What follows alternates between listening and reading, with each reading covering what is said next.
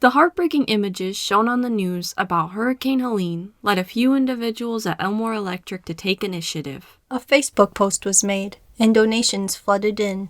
With the support of the community, a few people went on a journey to North Carolina, hoping to help communities in trouble. We are humbled and grateful for the way our community trusted us, and we are proud of what we were able to accomplish together. Could you introduce yourselves, please? John Mitchell. I work for MJ Electric. I'm Don Elmore. Hi, I'm Beth Elmore. I'm the office manager here at Elmore Electric. I am Daniel Elmore. And I'm Sky Brassard. And I'm Nolan Drake. How did this whole idea start? Well, I heard about the hurricanes on TikTok and all over social media, and I kept seeing videos over and over and over again about how they weren't getting the help they needed, and I was hearing a lot on social media as well about how the government wasn't coming, and when we got down there, it turns out it was kind of the case. But the next day I kind of came in and I told Sky I was kind of wanting to go down and help, and he didn't really react to it at all. And then the next day he came in and told me he had a nightmare. Yeah. So I had this, I don't usually have dreams, and I had this weird dream the night after we were talking about it, where I was helping people that were down there. I woke up that morning and kind of felt like, I'm an able-bodied and financially able to go down there, so it only felt like the right thing to do. And I'm kind of the friend that's always on call. Yeah, he's down for everything. Yeah, it just felt like the right thing to do. I came home one day from work, and Daniel said, I'm going to North Carolina to help with hurricane relief or disaster relief. And I'm like, oh, okay, cool. And then the next day I came home, he's like, no, really, I'm going to North Carolina for hurricane disaster relief. And I said, okay, what are the plans? And he says, I don't know, I got to talk to the guys. So they called me the next day on my cell phone while I was at work and said, okay, we're definitely going. Don said it was okay. Can you make a post on Facebook to see if anyone wants to donate some stuff? Why did you decide to go to North Carolina? Don made a phone call. Needed some help. John had offered through Aaronette, his wife, and it took him all about 30 seconds to say yes, I think. Yeah. We went because it sounded like there was a place for us and a place for the materials that wasn't a room for in the first truck and trailer that went. Did you expect the amount of support received from the initial post? Definitely did not expect the outcome of what happened. When we made the post on Facebook, we put the pallet out in the front lobby area, thinking that we would get a few donations so then they could put it in the back of their truck. And within a few hours of the next day, not only the lobby filled the lobby, but was in the shop and then started spilling out onto the sidewalk. I'd probably say the most time we had in between donations was 5 minutes. So I tried to keep the Facebook updated throughout the day, but it was kind of hard to find time just because of the overwhelming amount of support and donations and calls and everything that we were getting. It was a lot to handle, but in the best way. Do you remember the stats of the Facebook post? We reached 35,000 people roughly through the post that we've made. And so the 252 shares that the original post got somehow reached 35,000 people, which is incredible, mind-blowing really if you think about it, because 150 people live in Dover. How did you feel seeing the donations coming in? Honestly, I was a little nervous when they first started, we wouldn't have enough. I was afraid we were going to open our trailer doors and just get a pallet of a few things. It definitely went from one tiny pallet to one little corner of the room to the whole room to the whole building. I don't know. It was a cocktail of emotions. Yeah, it's kind of crazy how quickly all that got organized, how quickly the community got together. Overwhelmed. I thought it was awesome. You can't put a word to it, really. Especially when you see people come in and get stuff that they need. There's a gymnasium about 4 foot deep, bleachers and piles of water and piles of toilet paper and piles of canned goods, just boxes of food. Can you tell us about the donations and the people bringing them in? There's a gentleman, and he came to me and he unloaded his truck, and then he said, I have one more thing for you. It's in the cab of my truck. So I waited there, and he brought over to me with both of his hands, and he said that these are for the guys to pass out to the people that they encounter. And it was a bag of Snickers. And he said, make sure they keep in the cab of their truck, because he said, when I was a farmer, I would keep them in the cab of my tractor and then pass them out to the people I encountered. And he was hoping that would brighten somebody's day. Once we left the shop, we stopped at Speedway. We noticed our back doors popped open, and well, anyway, it's a mechanical problem. And as we're there fixing our load, some lady just pulls up with tears in her eyes and like, are you guys the guys going down south? And we told her, yeah, and she gives us $100. She just pulled up. We didn't know the lady. She gives us $100 with tears in her eyes, thanking us that we're going down there. And it's just I didn't expect the emotions that we would have got from the general public. Mm-hmm. Another story that really impacted me was a woman came in and said that she heard about us taking donations from a woman pushing a cart full of baby supplies. And she kind of like jokingly said, like, you're stocking up for a new baby or something to that effect. And the lady's like, no, actually Elmore Electric in Dover are collecting donations to bring down for hurricane relief. And she said that she had $50 left of her Social Security check and that she was going to buy or to use the last of her money to send donations to Elmore Electric so we could get them down to the people that needed them. So that was a really humbling thing and like very touching to know that our community, there's people out there that trust us enough to get their last $50 of donations to the people who need it.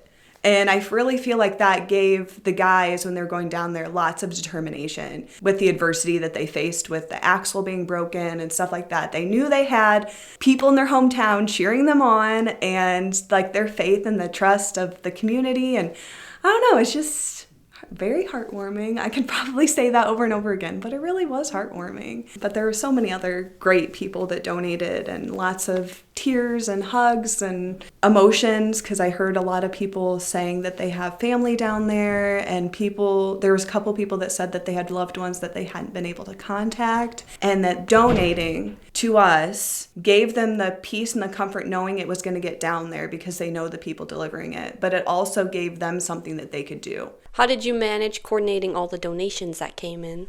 So organizing the donations that came in was a huge task.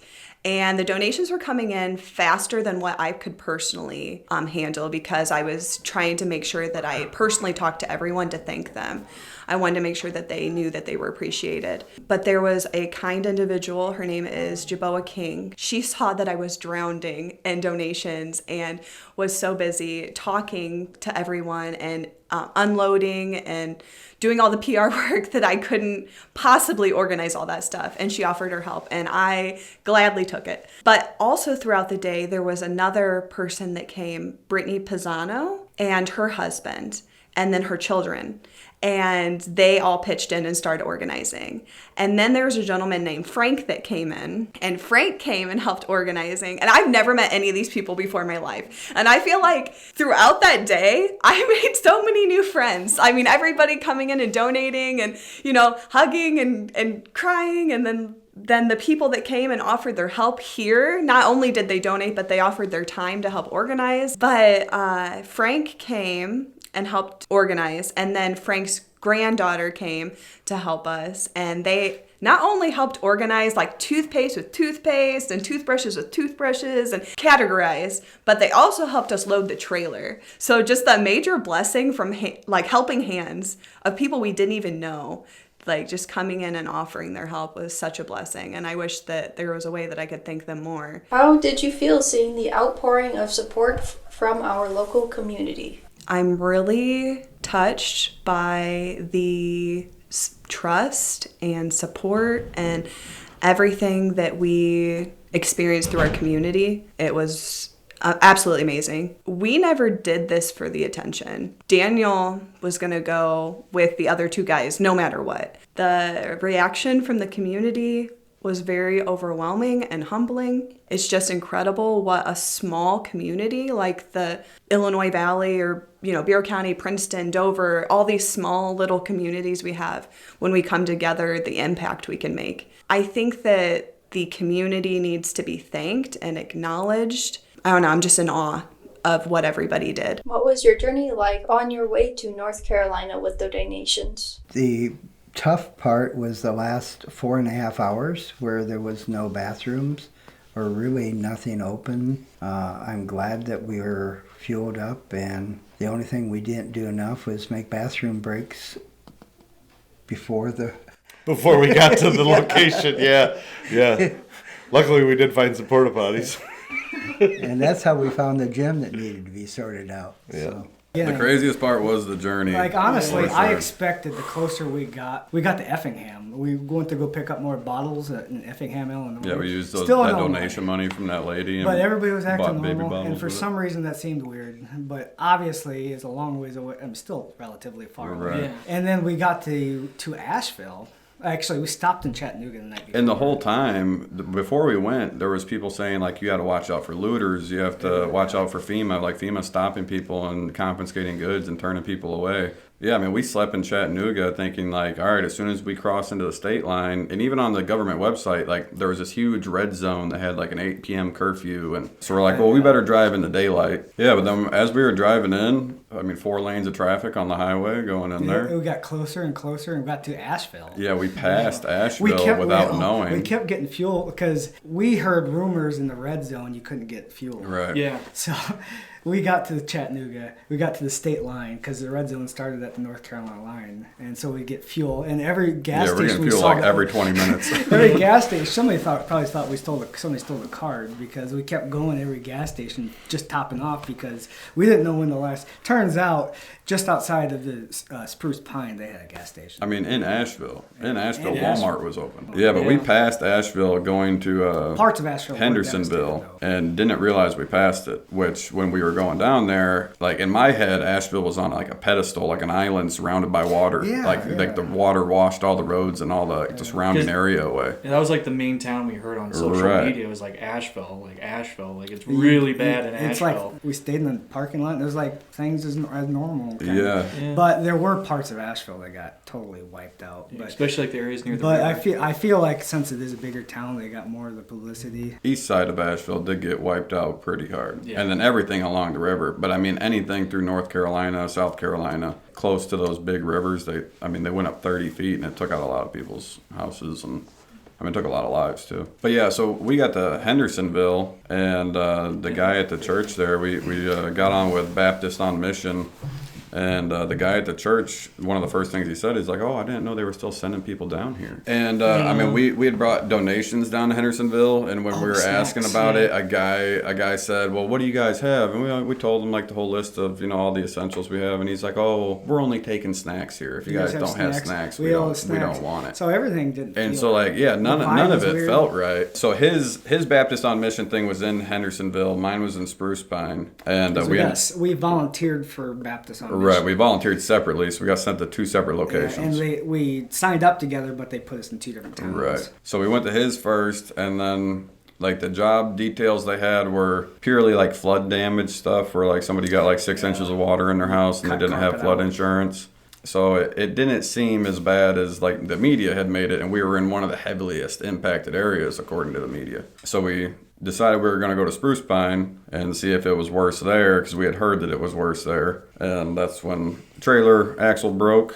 It's a square tube. Yeah. It actually cracked. Just snapped right in half. This lady drove by pointing at the trailer, and we look in the mirror and there's just smoke bellowing off the tire. We thought it was just a flat tire initially. And then we looked back at the axle and the tire's out like that. Mm-hmm. So then we made a very rudimentary repair on the side of this busy highway to be able to get it to a Aldi's parking lot and sleep for the night. And at that point, we had kind of been let down from this like super high peak of what we thought we were to expect. Like It was just a further down and down and down. And by the time we were sleeping in this parking lot, we were ready. fighting with each We other. were fighting with each other. We were ready to call it a trip. You know, we were going to find a place to give the donations and come back. Yeah. As soon as we did that axle fix, we're like, we got to get rid of Right, this. we needed to get as So- much weight off the trailer as possible. So we were like driving to 2 miles, a a mile to a and a quarter. Goodwill that was taking donations for the disaster relief. And so we were driving there, and we seen a church that was giving out hot meals to people who didn't have homes and stuff. And we pulled in there and asked them. I basically told him, like, the axle broke. We're on our way to Spruce Pine. We need to get as much weight off the trailer as possible.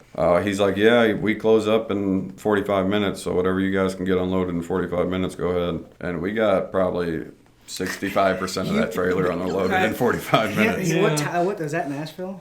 Yeah. In Asheville, like all the churches were taking donations because of, I think, the social media. We saw maybe dozens and dozens of pickup trucks and trailers, just like us, come in Asheville because that's where they thought the problems were, just like we did. Yeah. And this guy was stressed out because his whole church, he was probably around my age, he was just overwhelmed by the amount of stuff. Yeah, And then every we come room. up and we unload 60% of our trailer onto him. Yeah, every room was dedicated to something, and we've seen that in, dozens of buildings, or like where schools or churches or whatever, where they just started dedicating rooms to, like, oh, this is for water, this is for clothes, this is for food, baby diapers, whatever. Like, that was probably like the hardest thing for us to coordinate, was trying to figure out like where the supplies needed Yeah, to go. but once we found it. Yeah, Yes. once we realized that Spruce Pine was the area that because that's what the guy at the church told me. Yeah. He had told me we were actually trying to get trucks loaded with our supplies to bring to Spruce Pine. So we got a good portion of it unloaded, and then slept in an Aldi's parking lot and argued with each other all night. Yeah.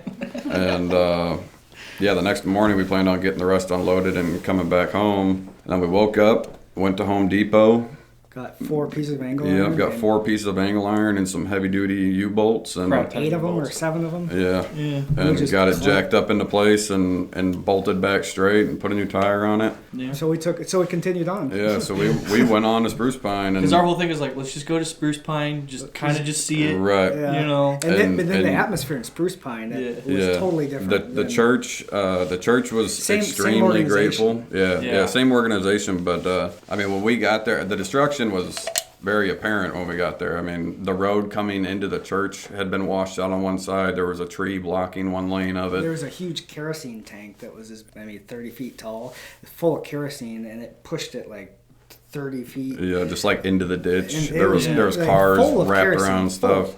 That's heavy. It's insane. Yeah, it was an insane amount of damage through Spruce Pine. Yeah, I don't want to overshadow Asheville and say that it wasn't bad, because it was really, really bad, and a lot of people lost their lives there. But they did get a lot of immediate help. And so when we came into Spruce Pine, the damage was a lot more obvious. And when we got to the church, the people were super grateful. There was a guy in the road directing us where to go, and he didn't really hassle us at all. He was being more helpful than anything. And then The vibe was so, like, the first person I talked to, at that point I didn't know, was a victim that just got rescued. Yeah. He was trapped in his house for 10 days. Yeah, but when we went into the office, we signed up for our job detail, told them that we're electricians from Illinois, and somebody directed us to a lady there who started talking to us, and she told us she had been praying since like the 29th or something like that, had been praying for electricians to come there because they had these couple electrical jobs that needed done. She was in tears. Yeah. She said she had been praying and praying and praying to have for, and it'd been like that since the storm happened, and so it'd been about a week. Yeah, so it was a huge mood shift coming to Spruce Pine, and everybody being really grateful that we were there and being willing to take donations. They're like, well, we'll just get it coordinated and we'll figure it out. We had donations unloaded the next day. So it took a while to unload it, but it felt good to get that trailer empty. Yeah. And then, we did quite a few job details in Spruce Pine and the surrounding area. Spruce Pine itself is a real small town. And then 2,000 people. there was people that were just recently getting rescued. The first night that we got a shower, I passed a guy who you wouldn't have known had just, had his whole house and stuff taken away from him. Yeah. He was, everybody who was there, even like all the victims were in great moods. Like everybody was very thankful and very grateful. But I passed him thinking he was just a normal guy, and I asked him about the shower situation, and he explained it to me, and he's like, this was my first shower in 10 days. He's like, we just got rescued today, like this morning. I think that was the biggest problem with the hurricane down in Helene was a lot of these mountain haulers, like a lot of these remote areas. Like that seems to be some of the biggest people we problem. saw, you could just by the stuff they said, they hadn't been to town. Yeah, there's people that asked us like, is whatever road What's it like in town? Is whatever road open or the stores open, and they just hadn't even tried to go to town yet. It's kind of surprising a little bit. Just about everybody was really grateful that even like we were coming to work on their house or whatever. We didn't get shot at or nothing. Nothing. Didn't get looted, turned around by FEMA. Didn't get shot at or nothing. No, it was felt. Reasonably safe. Considering the area we were in. That's the other thing is like just a lot of rumor mill down there. A lot of unverified stuff. We had no idea where the bad spots were until we got down there. Really. So we kind of learned to stop trusting social media pretty quickly and just talking to people around. Yeah, we were just that's big. That was our biggest thing is just asking locals like, where do we need to go? Like, what's going on? What jobs did you do while you were in North Carolina? We went in and sorted canned goods, and then we took them about 100 yards down the hallway, and there was an empty library. We fixed the shelves in the library, organized them a little bit as we were taking boxes of food down. Don was loading boxes in the gymnasium, so then I could cart them down, and he'd bring them down also. And when we got down there, we just would set them on the floor initially, but then the floor got crowded, so in the meantime, I'd start stacking them on the shelves. And then they had the rooms set up, which was pretty awesome as you're going down the hallway. The biggest issue I saw there are lots of pallets. And it'd be like they set a pallet out in front of a grocery store or Walmart or something and asked folks to put stuff in it as a donation. So it wasn't unusual to find a box of crackers, a loaf of bread, and a bag of dog food in a container or a pallet with like a watermelon box on it, clear full of canned goods. We quickly got the perishable stuff out the best we could, and there was a special place for that. The stuff that went pretty quick we found were the small containers of propane and the charcoal. And it was interesting, there'd be people with Mercedes-Benz pull up and need food. It's something to see people come in. I'm going to get emotional. Sorry. The look on their faces when they needed something. And they didn't know where to look. And all the Army kids are there. I should say soldiers, excuse me. They were kids. Yeah, they were kids to us. But it was so good to see because they'd come in and they'd have this look. And you got to go, hey, how can I help you? What do you guys need? And then their faces would turn. They would get a smile. And then they would ask. And I'd just say, over here, over there. And, hey, you guys, come give them some help. And the kids, those soldiers, would jump right on that and help them out. It was beautiful. Yeah, the military guys, it was a unit from Pennsylvania there. Nice kids that were very happy to be doing something. The school that we're at did have power. It was one of the few buildings in town that had power, but they had no water and no sewer. But the basic things that we expect every day was not there. There was no fuel available, no food available. Mm-hmm. A lot of people didn't have any place to stay. And we tried hard not to be a burden. We were self-sufficient, except for the bathrooms. We got to remember that next time. Well, we had toilet paper and we could have found some trees or something, but we don't want to do it in somebody's backyard. You can cut that part out. Yeah. But the people, very receptive. The people in charge at the school were school teachers that didn't have a job right then because none of the kids were in school, of course. They were very not everybody. I didn't see anybody upset. Did you? No. You ask them, what do you need done? And they'd say, okay, can you do this? Sure, no problem. And they didn't check on us. No. They just, they were that overwhelmed. They just. When we were there, a young man came up from Georgia. I forget his name, but he was a rescue diver, was part of his thing that he did. And he just came up out of Georgia from nowhere and wanted to come up and help. And that was cool. Came all the way from Atlanta. And when we were there, the Corps of Engineer people were setting up a a tent city very near to where we were. Yeah. That would house 500 people. So I think if we went there now, it'd be a totally different situation. Mm-hmm. They had portable showers set up in the area of town where Daniel was. So it just happened to come to our side of town. They were fast at setting stuff up. It's not their first rodeo, I guess you could say. And they were probably in their worst days of their lives. Yeah.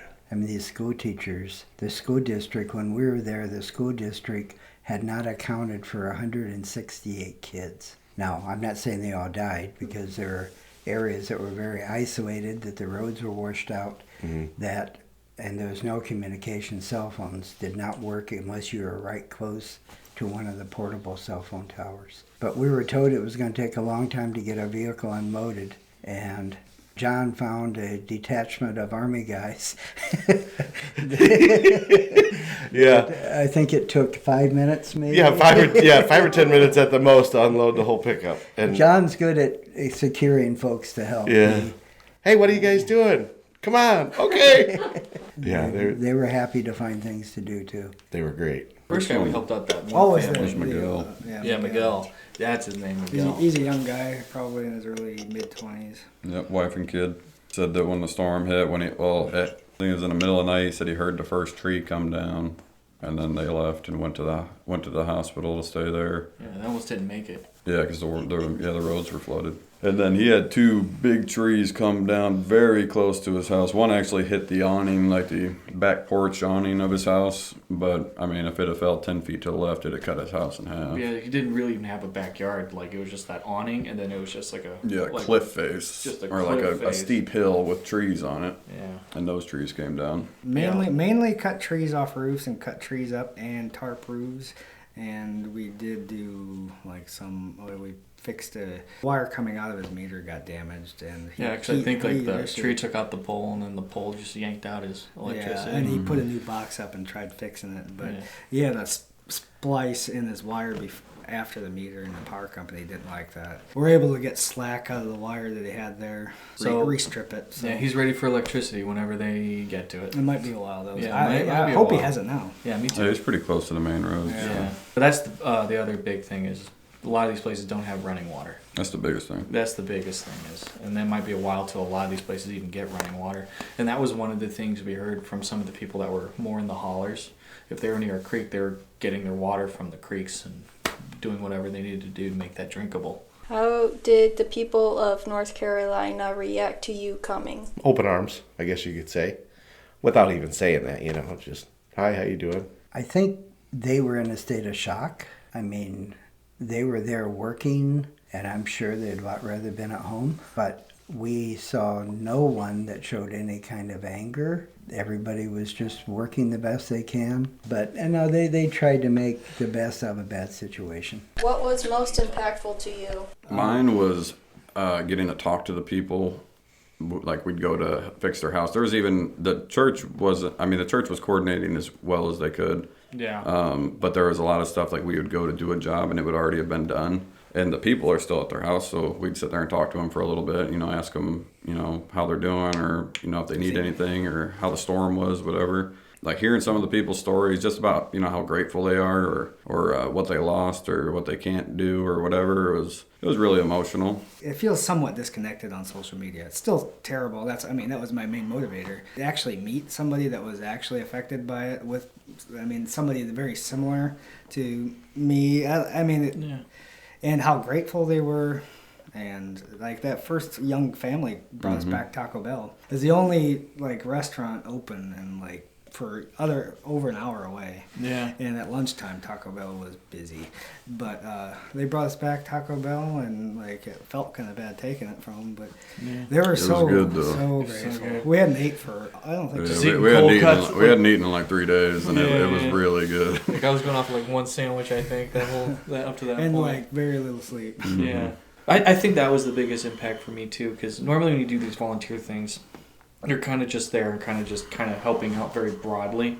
But for us, every time we got a job, we were helping people out on an individual basis. Yeah. So that was like the biggest thing, is because you're actually able Going to to sit there somebody's house. and actually work with these people, and actually like you really felt like you were doing something. And that was like one of the craziest things I heard on social media, where it's like, you got these people, on there. It's like, well, why didn't they prepare for this? Like, they could have prepared for this.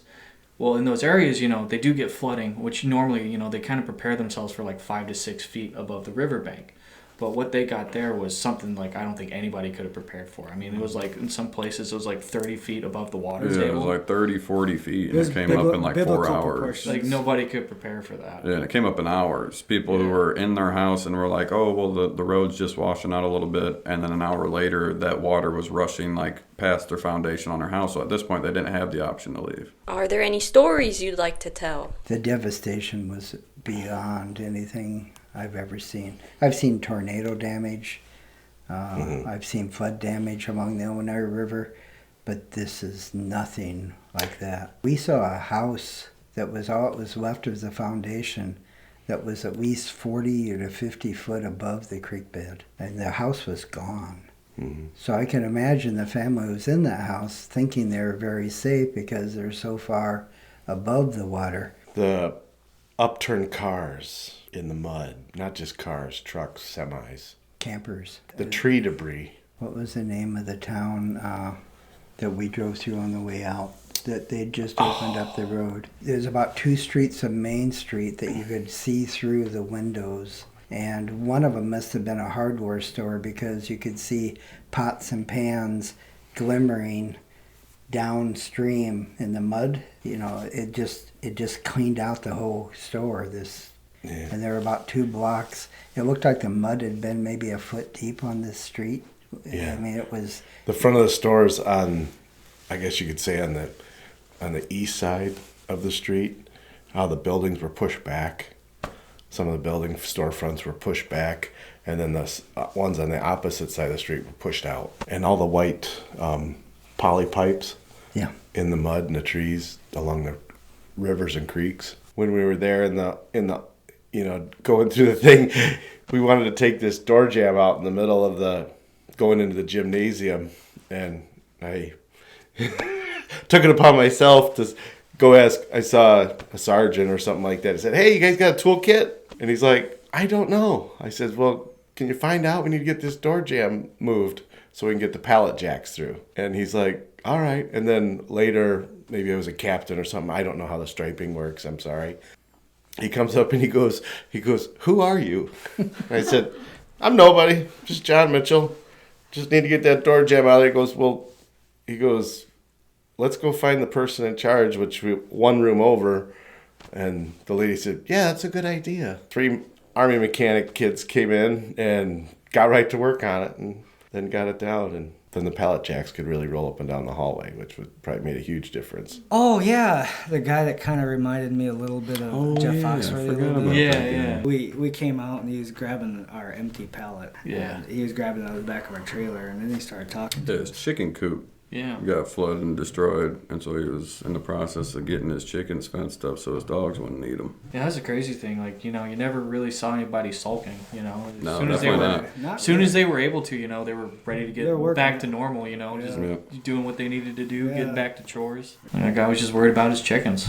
We saw a road. We were on the way to a job, and we were coming around the road. And it was a fully blacktop road painted with yellow lines on the side and the middle.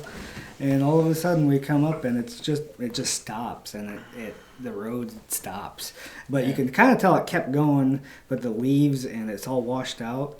And the GPS said there was a road there, and that's the way it went. It washed out from the storm. A lot of the houses and structures were built like a good 30, 40 feet above the water line up on hills, but the water came up so high and got so wide that it washed out all the ground underneath the buildings. So even if the building didn't get washed away, I mean, we've seen houses with a 30-foot cliff face, sitting this far from a 30-foot cliff face. I got a picture on my phone of a house. It was close. You could see where their driveway came up and would continue into their yard, and they were usually driving over this big ditch. Well, now the driveway's gone, so at the end of their driveway, it's just like a 40-foot wall. It's like a cliff out the end of their driveway. Right. Like we would look at Google Maps of the area we're in, and there would be buildings and nothing around it. Like it would, not being from there, we had no idea what it looked like before, and it was just gone. I mean, there was probably instances where we drove through where like they had a riverside neighborhood. Will you be going back? If there's a need. And we've heard they're concerned what's going to happen a month from when we're there. They'll be out of the limelight, so there's going to be fewer and fewer people go. So we're going to be monitoring the situation and go better prepared for what they need next time. And we kind of shot in the dark, and I think we did pretty well for shooting in the dark. Yeah. But I would say your community gave a bunch of great things to give out, you know. I think the biggest problem they're going to have is distribution, is making sure the people back in the far dark valleys. They said there were subdivisions with like 20 houses in it that was like a mile down a road that was totally gone. So there's no way in, there's no way out until the road is rebuilt, except by air. Yeah. Yeah. Yeah, we're just not sure where and when exactly. It's going to be soon, but sounds like Florida needs help. Yeah. And we're in the process of starting something too. I mean, we kind of. But we're still going to go down. Yeah. It was obviously a little expensive to go down there. I mean, if you don't have money to go, it makes it difficult for sure. I mean, how much? And then taking the time away from work and everything to go down there. And then I think that's the biggest thing. Like, white donations are so important, because it's like, that was one of the biggest things I saw down there, especially once we got to Spruce Pine. You weren't really seeing a lot of government associations doing a lot of the help. It was basically a lot of just volunteers just going down with what they had. Yeah, we saw quite a bit of military. Yeah. They were in like the thick of it. They were doing a lot of rescuing people and stuff. Yeah, they were more in the areas we couldn't access. Yeah, clearing roads with bulldozers or fixing bridges or whatever. But How does it feel knowing that our local communities made this relief effort possible? I think it's really cool that our small community was able to bless another small community. Spruce Pine is a town of a little over 2,000 people. So they're just people like us in a small town. And it was also interesting to hear that there was 2 people that I encountered that actually have family living in Spruce Pine in Bureau County. Like, that absolutely blew my mind. To know that a town of little over 2,000 people, and there's 2 separate people that didn't even know each other that have family actively living in Spruce Pine. Has your perspective changed on anything while being a part of this effort? I feel like my perspective has been confirmed on our community. I have always known that we have a wonderful community filled with wonderful people. And this just further confirms to me about how wonderful our area is, how wonderful the people in our community is. What do you want people to know about the ongoing recovery efforts? Don't forget about it, because it's gonna take a long time. Yeah. And historically things seem to get forgotten about in the news and off to the new best thing or what's going on elsewhere in the world. And but there's still a lot to do down there, and I know they haven't gotten that much done in the week since we've been there. No. So keep in your prayers, that type of stuff. If Don does another food drive, think Elmore Electric. right now we don't know what's needed. We're in contact with those folks, Samaritan's Purse and Baptists on Mission. Is there anything that people watching can do to help? Pray.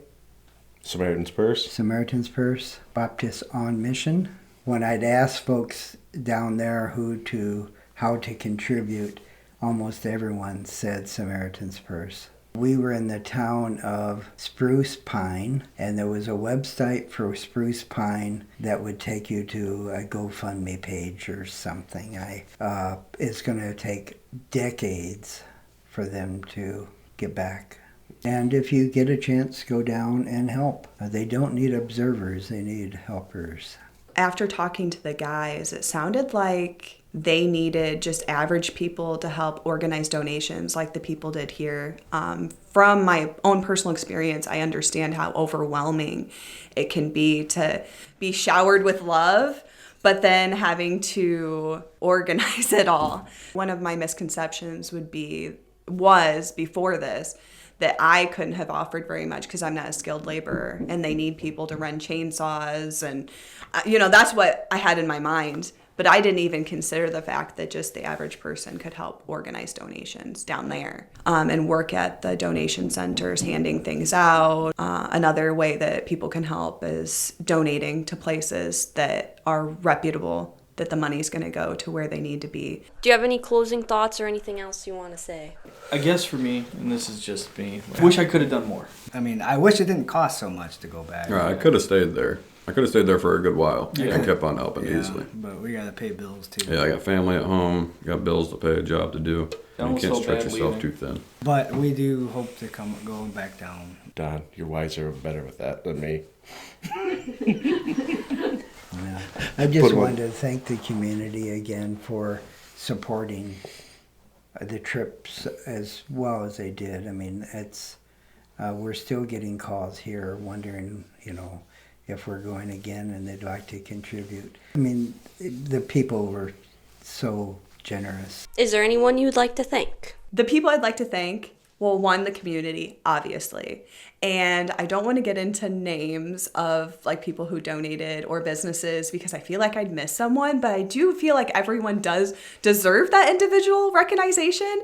So that's kind of been stressing me out just because of the whirlwind of donations and people I was talking to. I'm really sad that I will never know every single individual that donated, to be able to personally recognize them or thank them. So I don't want to diminish just the community as a whole that came and donated and supported us. But the individuals I'd really like to thank that I feel like I can name them would be Jaboa King, Brittany Pisano and her family, and then Frank and his family. Their help that day when we were being overwhelmed by donations meant the world to me personally. And obviously to thank our team, the guys that went down. I'm really thankful that they were able to persevere. Another person I feel like we really need to thank is the owner of Elmore Electric, Don Elmore. This whole project really reflects the person that he is. He isn't one for being recognized, or he's extremely humble, but he influences us all here at Elmore Electric, along with his family, his friends, his community, to just always do the right thing. He's always has been a wonderful person and encourages everybody else and enables everyone else to be the best person they can be. So I don't think that we could have done this without him and his full support. That it? Thank you so much. Thank you. Well, thank you so much.